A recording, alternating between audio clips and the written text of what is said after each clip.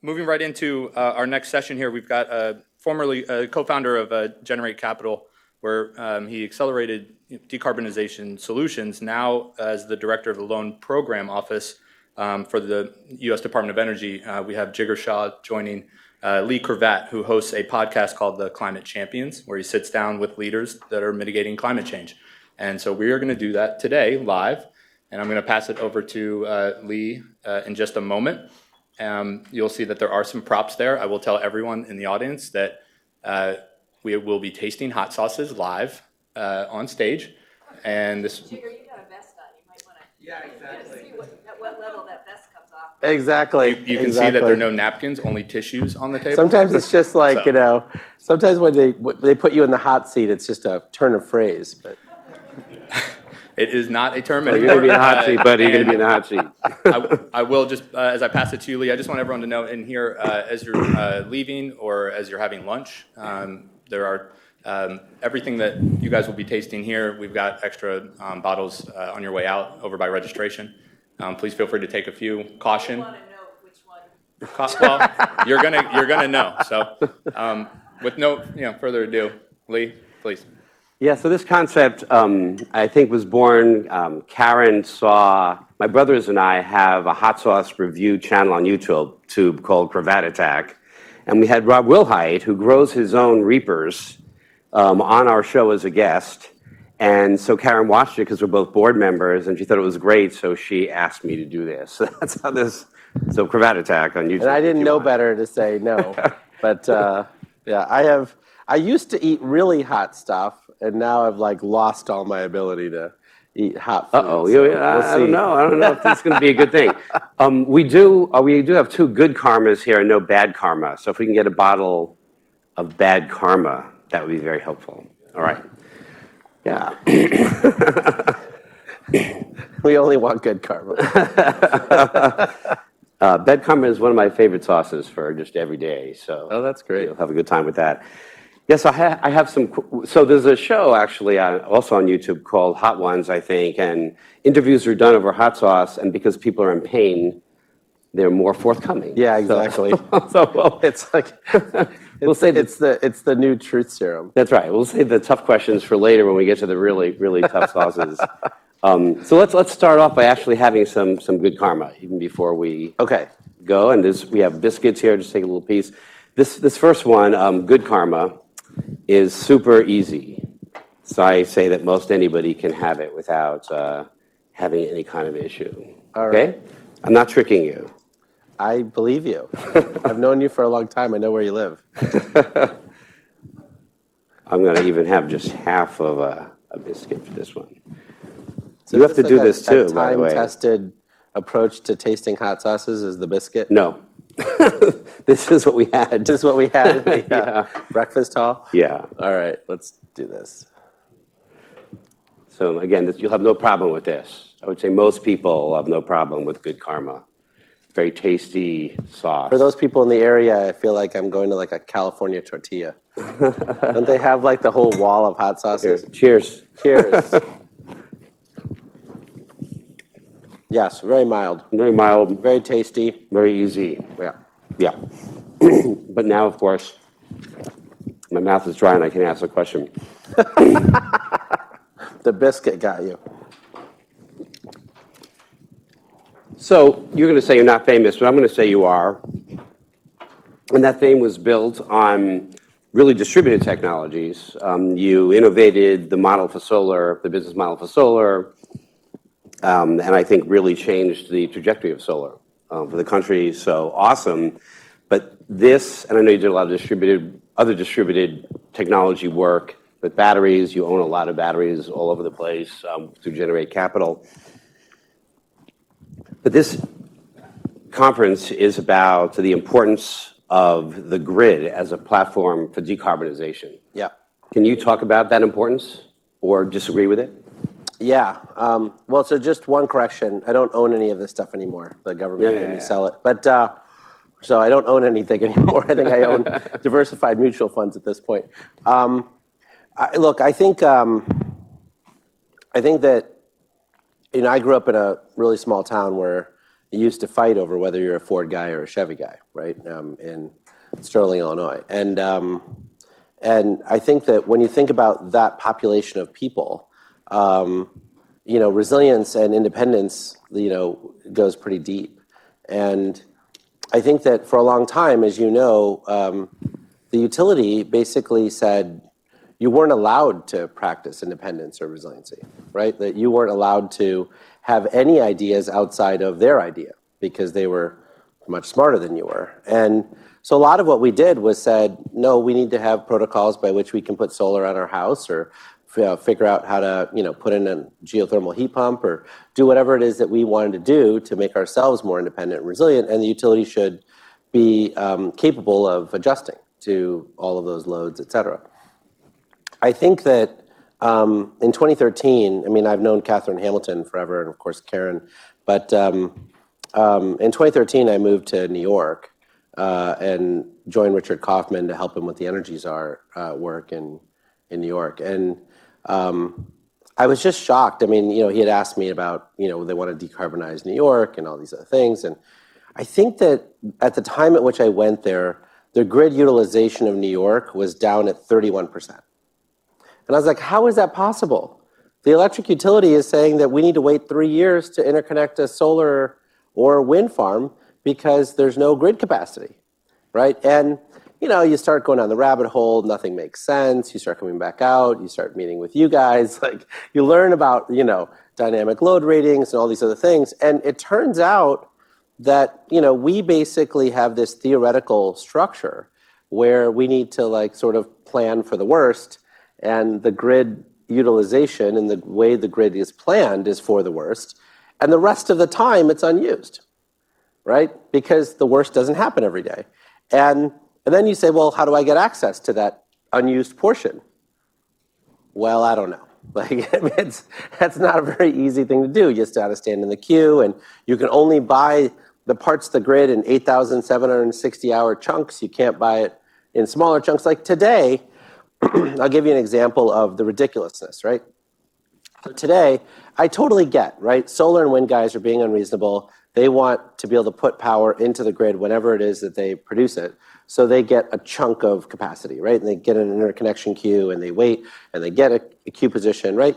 And it kind of is dumb, right? So some coal plant reduces their interconnection usage, that then goes back to the queue, and someone else gets it, right? That person has a 20% capacity factor, the other person has a 70% capacity factor. So they get the same capacity, but the amount of kilowatt hours going in goes down. Therefore, the grid utilization goes down. Got it. But guess who else is in the queue? Batteries. Why would batteries be in the queue? It doesn't make any sense. You don't need to be in the queue at all. You're, by definition, a curtailable resource, right? When there's capacity, you charge. When there's capacity, you discharge. When there's no capacity, you can't do anything. That seems really easy, but guess who's in the queue behind the solar and wind guys? The battery guys. Feels pretty simple to solve. So that's the extent to what I know about transmission. So it seems that you think it's important. Otherwise, how would you get the solar and the batteries to where the load is? Well, I mean, I think it's important, but I think the bigger thing is that, for me, it's all about capital flows, right? Not electron flows, right? The question really becomes, because everyone says, well, the grid's broken. And for us to get to a 100% decarbonized grid, we need more grid, right?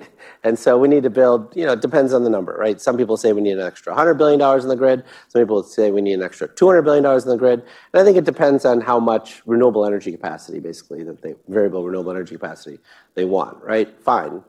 But the alternative view on this side is you don't need any additional grid capacity, right? I mean, if you do a thought experiment, by definition, if you just replaced all of the coal plant and natural gas plants in the country with nuclear plants, and they run at 95% capacity factors, well, then you don't need any more grid. You just use the existing grid you have now, right? And then you use batteries at, the ends of the nodes to be able to keep the utilization of the existing grid high, right? So for me, it's not about the technical solution, although I'm an engineer and I understand a lot of it. It's about where the capital wants to flow. right? And so if the capital wants to flow to nuclear plants to utilize the existing grid, and then we don't build, we still have to build some new grid, obviously. Great. If the capital wants to flow to solar and wind, and and they want to force them to have 2 days of battery storage, so they act like a nuclear plant, great.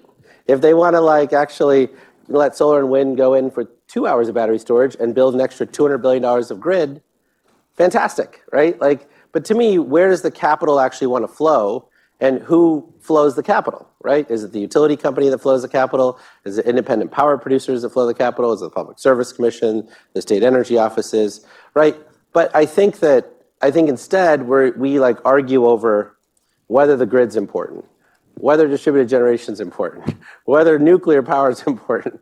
I was like, they're all important. They're all children of our grid, right? So we like everyone, right? So it's more about, the power struggle between tax credits and loan guarantees and, monopoly franchises and independent power producers and the capital that they wield is how this gets solved. All right, let's do the bad karma. Let's do it. I feel like I deserve some bad karma. Yeah. I'm sure a lot of people are thinking that, right? All right. You want that one? Sure. This is about twice as spicy for those of you who are thinking of trying it. It's got some kick. Is that it for me to bite down on? I forgot to toast. Okay. This has got more kick, That's right? still fine, but Yeah. it's great. Yeah. It definitely has more kick. Okay, each one is a little bit more, so it won't kill you. To the last one. The most menacing thing about this whole plate is the milk. Because it feels like, why would I need that much milk? You may need it. So we're only on the second question, so keep me honest on time, Richie. He's like, So I talk about technology in clean tech as happening in waves. So for me, solar was a very successful wave and still is, and it's kind of leading things. And then the wave, and I put wind up there with it, and then batteries kind of came behind it, and EVs are in there, and I think they're doing well and continue to do well. What is the next wave that we should be thinking about, or that will happen, or one that you hope will happen? Yeah, so again, my answers are all based on capital flows, right? So if you look at residential solar, today we originate as a country $1.5 billion a month of residential paper, right? So loan documents. And roughly $1 billion of that a month is securitized on Wall Street, right? So they get 2% cost of capital after securitization. So now the question is, what do those platforms have to offer, right? They have the ability to provide, 60-second approvals to people, right? You tap in a few keystrokes and they say, you're approved, or you're not approved, or you're approved with, a much higher interest rate, or whatever it is, right? So now the question becomes, where is the process broken, right? And where can those people expand their market? And, it turns out that low and moderate income consumers are scared to death of their refrigerator breaking because they got $75 worth of food in there that they don't want to go bad. And it turns out that they generally pay 30% interest for a new refrigerator because they could have got it for $750, but the only person that was willing to finance it for them charges them $950 and a 12% interest rate, which net is a 30% interest rate off of $750. Turns out that these platforms can easily intervene and provide them with the same interest rates they're providing now, let's call it 7 or 8%, for $750, right? And then guess what else that refrigerator can do? It can be a DER resource, right? Because what is a refrigerator? Thermal storage, right? Same thing's true with water heaters. Same thing's true with HVAC units with thermostats attached to them.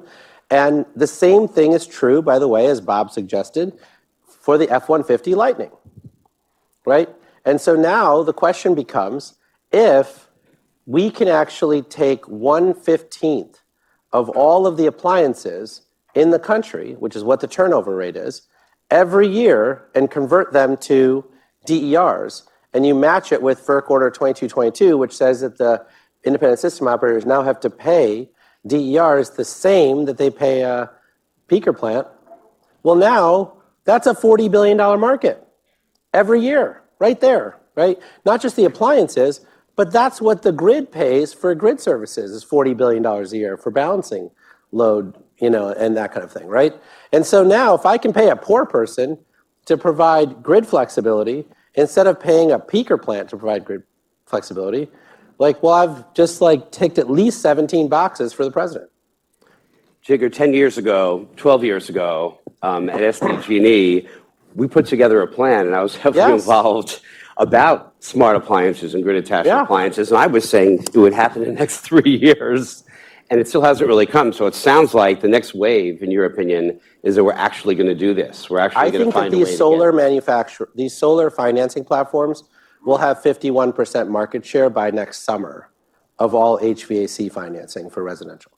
That's awesome. Right, and that's why I track the capital flows, because that is the key. And then the other thing is, once you have a loan, right, it's not that hard to put a one-page paper in the back that says you're registered to a DER platform. It costs $600 per customer right now to register someone to a DER platform. This would cost $0 to register somebody to a DER platform. Now, because I care deeply about consumer protections, we'll make sure they can actually opt out. But the opting in part is the hard part. I love this, Jigger. Let's do the cherry bomb. Oh, for the love of God. No, this is just a little step up from the last one. But it's not that bad. The cherry sounds like false advertising. No. It tastes like cherry pie. It's just very hot cherry pie. I think there's a 1970s song about that. You'll see it's getting thicker because there's more pieces of pepper in there now. Oh, is that what it is? You can go light if you want. You decide how much you want. But it has a very nice cherry flavor. Is this enough? Sure. Okay. Cheers. Cheers. I'm burning now. Yeah, it definitely has a kick to it. Yeah. So it tastes good, cherry pie. That's the problem with these hot sauces. They taste fine when they come in, and then they slow burn for the next 60 seconds. Yeah, this is about a minute burn, minute of pain. So I'll ask the question during the pain part. Yeah, thanks for that. Huh? Well, on our show, we rated good a 1, bad a 2, and cherry bomb we rated a 3. Me, my brothers, and I. So. Yeah, I thought it was pretty good.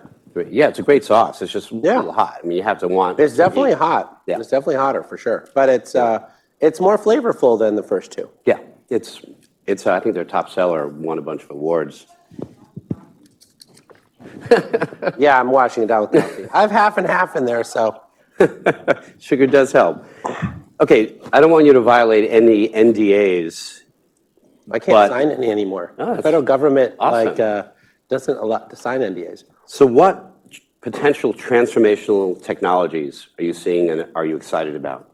Well, again, remember, I'm a broken record about this. I don't think of things in transformational technologies. I think things in transformational deployment, right? The vast majority of stuff that transform our lives was, transformational at the Consumer Electronics Show in Vegas, 18 years ago.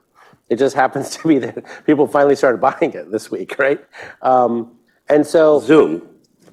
I'm thinking how long we had video conferencing and now boom. Yeah, for sure. But even smartphones, right? I mean, Ballmer in 2007 said the iPhone would never sell. So it's, it sort of is what it is. But I think the bigger thing about transformation for me is just around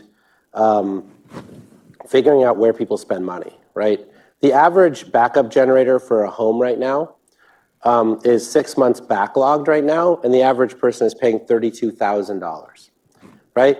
So when Bob sits up here and says, that the F-150 Lightning has this capability, I don't think he's going to charge $32,000 for that option, right? No. I think he might charge $1,000 for that option, maybe $2,000 for that option. That's a damn cheap generator, right? And you don't have to wait 6 months to get it, right?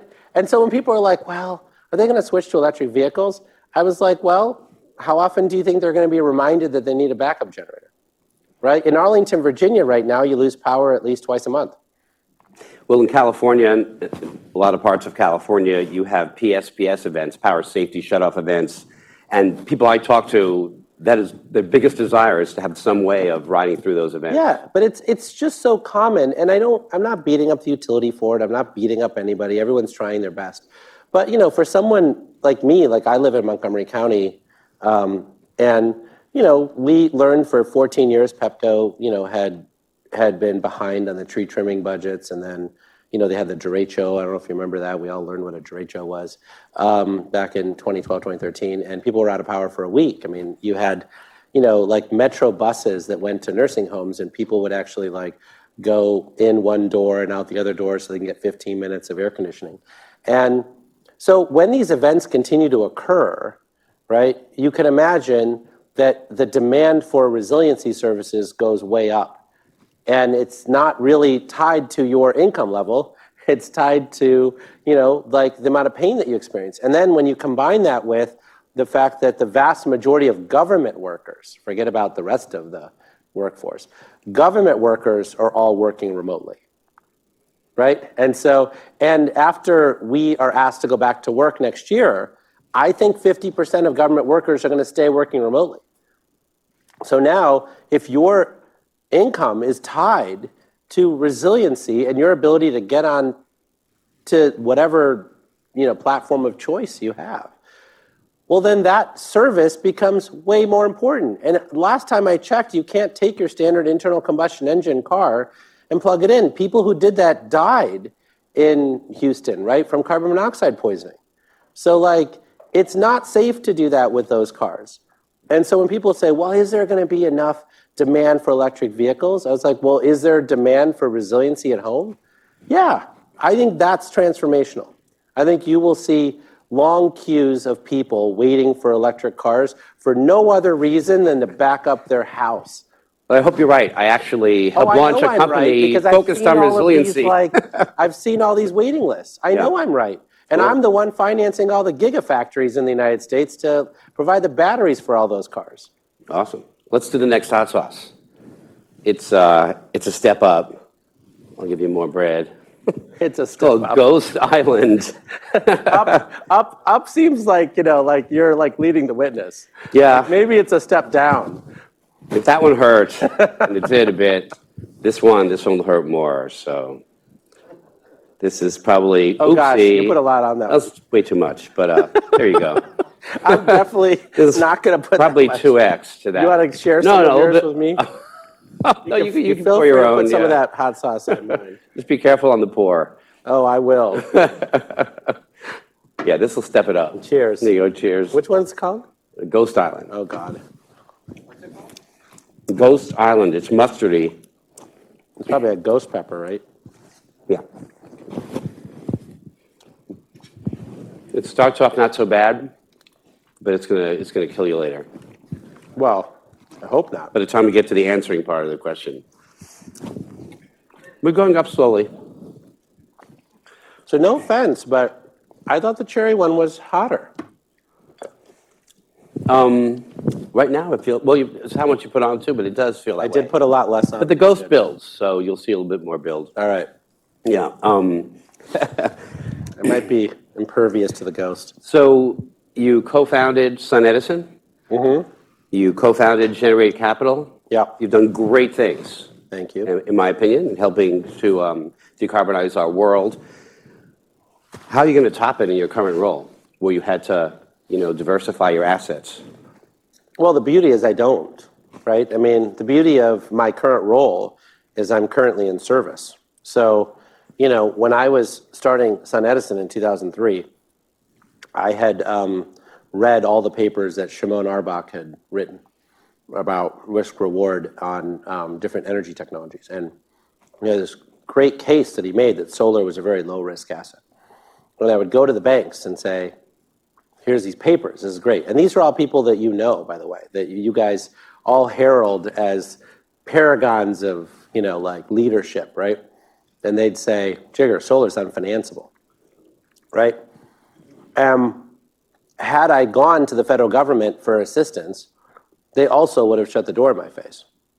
And So, my goal for the current job that I have now is to be of service, right? There are many people who have extraordinary ideas who just aren't heard, right? Like, if they were to say to the government, hey, I think I deserve a $100 million loan, and I'm not yet an established Fortune 500 company, but my technology has gotten this validation from NREL, and this validation from Sandia, and this validation from Sempra, and this validation from whatever, and I still can't get a bank to listen to me. Like, I want to be that guy that will listen to them.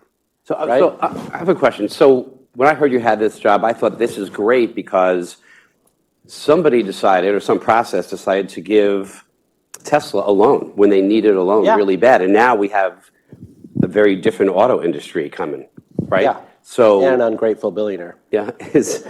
I'm not going to, that's why I didn't mention a name. I didn't mention a name, okay? I did a rap on him, episode 51. Yes, I did a big rap of his. I heard it. I thought and I it was regret it now because he. But you shouldn't regret it. I think that we should talk about this very clearly, right?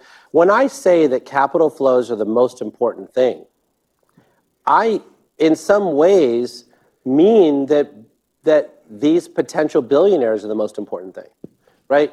I can show you many, many instances since my career started in 1995 around VHS beating out Betamax in the energy sector all the time, right? Technology never wins in this sector. Like, you need entrepreneurs who are willing to be contrarian, who are willing to do all of that stuff necessary to create the space for them to be successful, right? And I think that people just undervalue that. They sort of think, oh, well, it's going to happen because we created these standards and we have these tax credits and whatever else, and we, did the Public Service Commission and we got this thing changed, all of which is crucial. I'm not suggesting otherwise.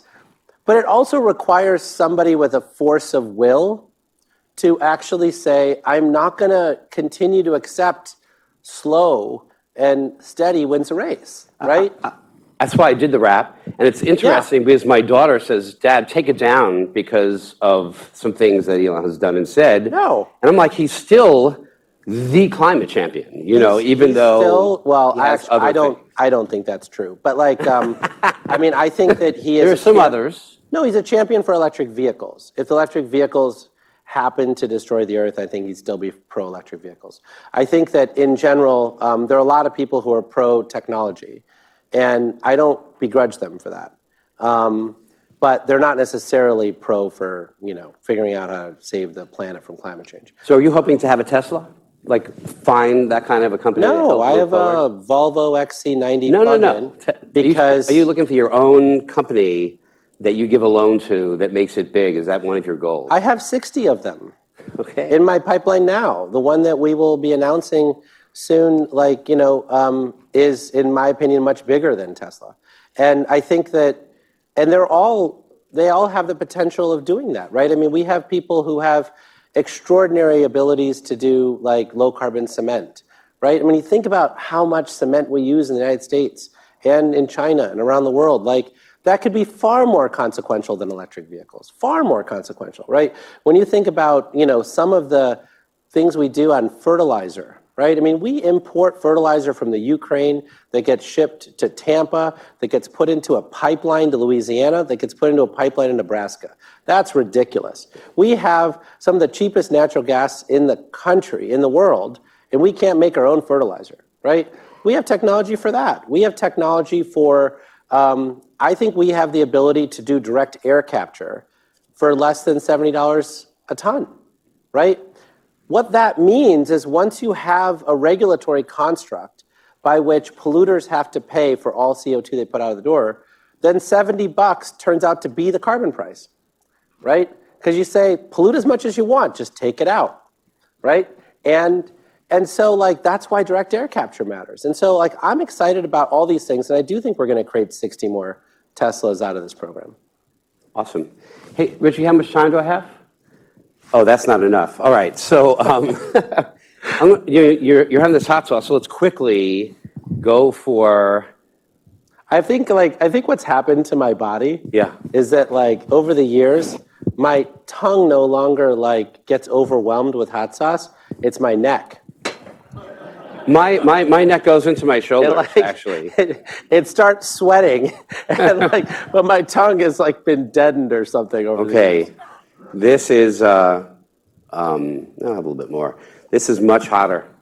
Okay. This one people shouldn't do unless they want pain. Okay. But it sounds like you're not giving me a choice. No. Okay. Because you said the other one was easier than the one before it, so you got to do it now. I don't recommend it for anybody that doesn't want to really challenge yourself. Okay. This is enough, right? That's way more Okay. than enough. Just Cheers. saying. I just don't want anyone accusing me of chickening out. No, nobody's going to Oh, wow. accuse you. This is one that's called Funkin' Hot. Funkin' hot. So it should heat up as it goes. Oh, it's heating up. Now, there's milk here for you if you need it. Okay. I might. We'll see. All right, so I'm gonna put you on the hot seat, so we don't have a lot of time left. So if you can, 30 seconds Yeah, on each of let's these. do And it. this is in 10 years. In 10 years. Yeah. Hydrogen, still 10 years away, and is it a friend or an enemy of the grid? We produce 10 million tons of, we use 10 million tons of hydrogen in this country. The secretary has said that she has an earth shot of $1 a kilogram. We'll hit that way before 2030. All right. Right. Friend of the So- grid? What's that? Friend of the grid? What is?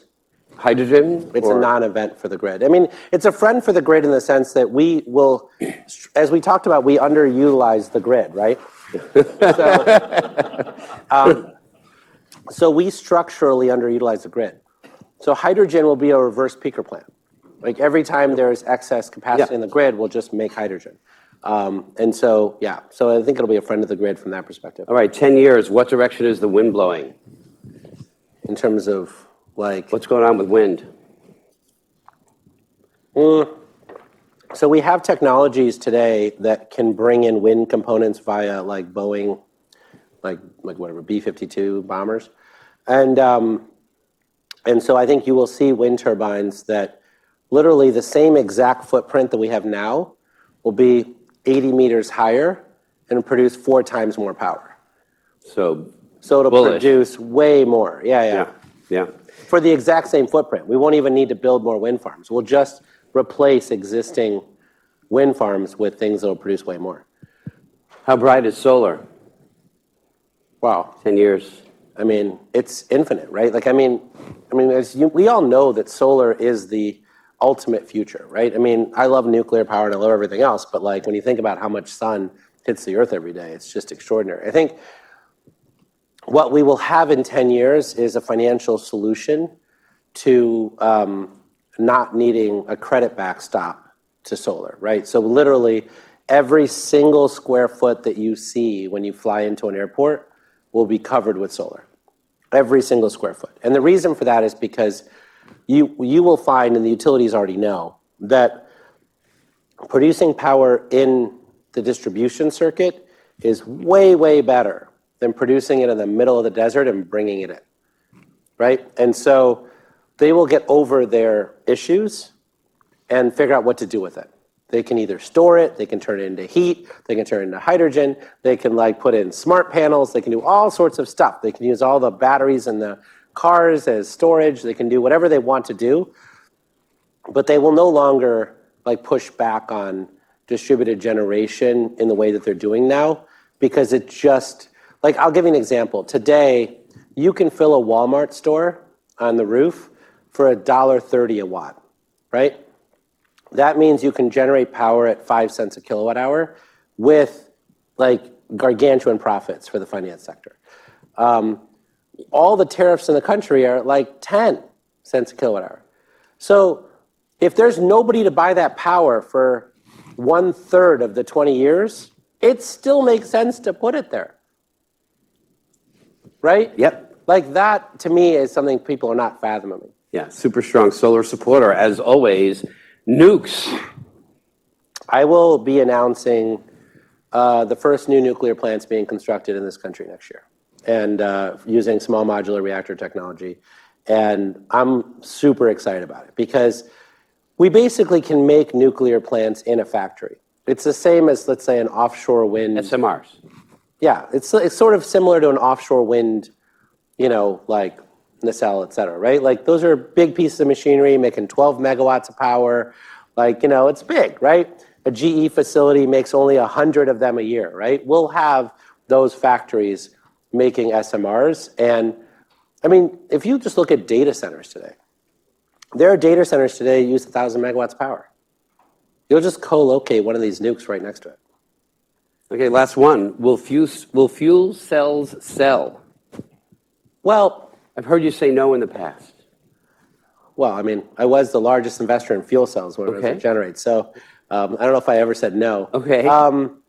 No, look, the thing with fuel cells, I think that's super important is, remember, like this is ridiculously important stuff, right? This is stuff that was invented to put, people in space, right? This is not like, like just sort of like, it's not, and I don't mean this in a negative way, right? But like the steam engine basically just burns crap to put stuff, like to make stuff, right? Like to make steam and then you basically do stuff. A fuel cell is an extraordinary piece of technology, right? We haven't yet figured out exactly where it fits into the entire ecosystem, but I'll give you one anecdote. If you walk down the streets of New York City, your air pollution there is worse than any other place in the country, right? And the reason for that is because all of the boilers in all of the buildings in New York City vent to where you're walking, like on the sidewalk, right? And what's in that is really bad, right? So when it's cold out, I shouldn't purposefully walk past. When it's warm out, cold out, whatever, they need to re-vent everything 4 stories up. And so a fuel cell doesn't do that. So just to save people from the air pollution, you could imagine people going to fuel cells in cities. But I don't know exactly, I haven't figured out the magic bullet yet for fuel cells, but it's coming. All right. Hey, I want to thank you. I'm going to wrap this up now with a rap, which I like While to I do. wipe my brow. In order for the renewable mission to see, we've got to focus on efficiency and also individual resiliency. If a lot of people, the refrigerator, they have a reliance, so the next thing we're going to see is grid-attached appliance for technology to feel the joy. The key is they have to know how to deploy. Listen, I've interviewed you before. I'm glad you came back for more. When it comes to being a climate champion, you have it at your core. Your innovation and energy, I really adore. I know I've made your throat a little sore. And hopefully it's not too raw. Thank you for being here, Mr. Shaw. There you go. It's my pleasure. Thank you.